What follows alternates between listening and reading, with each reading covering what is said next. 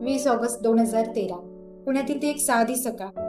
एक व्यक्ती नेहमीप्रमाणेच आपल्या मॉर्निंग वॉकसाठी सकाळी बाहेर पडते आणि समोरून 2 मोटरसायकल्सवार येतात आणि त्या व्यक्तीवरती गोळ्या झाडतात. ती रक्तांच्या थारोळ्यात खाली कोसळते आणि ती व्यक्ती म्हणजे डॉक्टर नरेंद्र दाभोळकर.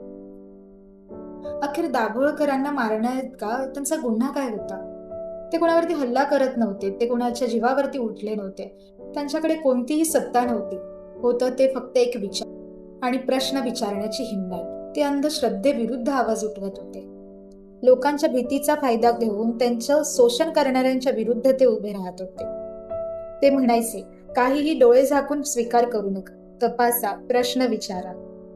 आणि कदाचित म्हणून त्यांचा आवाज काही लोकांना अस्वस्थ करत होता. दाभोळकरांची हत्या झाली, पण त्यांचा प्रश्न मात्र संपला नाही. आज आपण विज्ञानाच्या जगात जगतो. मोबाईल, इंटरनेट, AI आहे.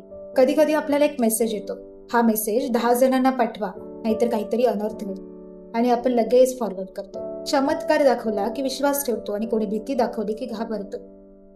मग प्रश्न दाभोळकरांचा नाही, तर प्रश्न आपला आहे. आपण खरंच आधुनिक झालोय का? अंधश्रद्धा ही फक्त अंधारात नसते, तर कधी कधी ती आपल्या डोक्यातही साचते. आणि त्या अंधाराला दूर करण्यासाठी दाभोळकरांनी एकच शस्त्र वापरलं, ते म्हणजे विवेक. त्यांच्या शरीरावरती गोळ्या झाडण्यात आल्या, परंतु त्यांचे विचार आजही जिवंत आहेत. त्यांच्या स्मृतिदिनानिमित्त विनम्र अभिवादन.